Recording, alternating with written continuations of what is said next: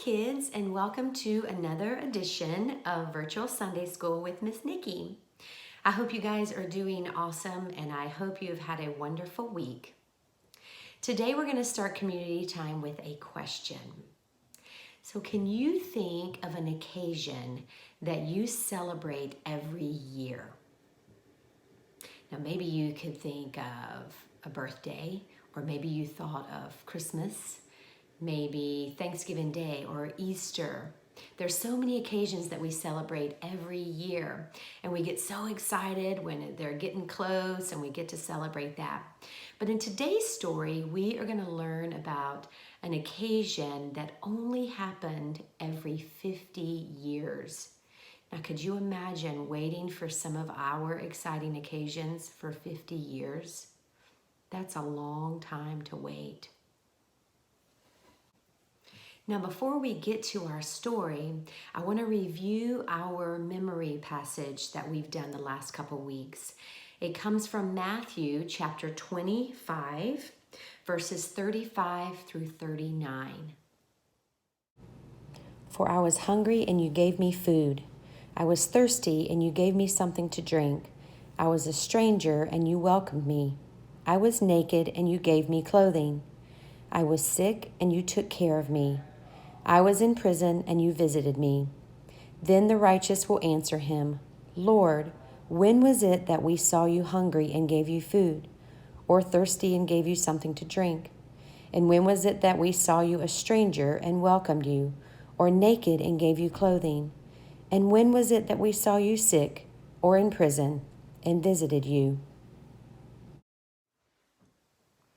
So our story today comes from the book of Leviticus. And so if you recall, Leviticus is in the Old Testament. It is actually the third book of the Bible. And Leviticus is a book that has many laws in it that God gave the Israelites to follow when they were in the wilderness. And Leviticus 25, which our story today comes from, God is giving important instructions to Moses about how to make life better for everyone in the story. So as we move to our story from the Shine On Bible, I'll show you our picture for today.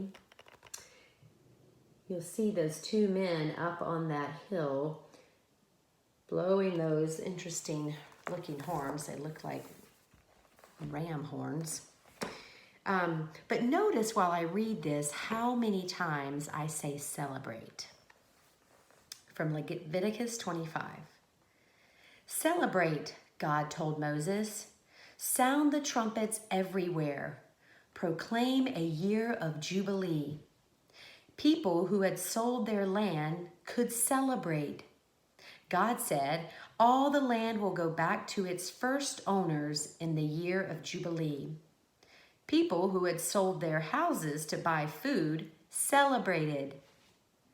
God said, in the year of Jubilee, give houses back to their families who owned them before.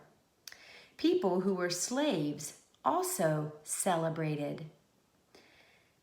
God said, everyone is free in the year of Jubilee. It was a fresh start for people and for the land. People were treated equally. Everyone had enough. People cared for each other and for all of God's creation. So why do you think it was important to God for people to be free and to have enough? An interesting thing about this story is that many years later, after the story in Leviticus, Jesus actually proclaimed a Jubilee message, if you will. So one Sabbath day, Jesus went to the synagogue and he read a passage from Isaiah, from the book of Isaiah. In that passage, he preached freedom, peace, and justice for everyone. So as we think about our story today, I wonder if there were people in the story that were not very happy about the year of Jubilee. And I wonder what it would feel like for some of those people who had lost their homes to now finally get them back. or those slaves that had been in slavery for so long and finally were free.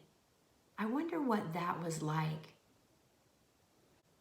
As I think about those questions, I believe that the year of Jubilee shows God's compassion for the less fortunate.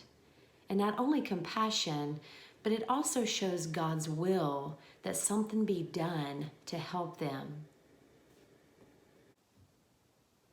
And maybe what matters most from our story today is not the specific laws around the year of Jubilee, but perhaps God's intentions is really what matters.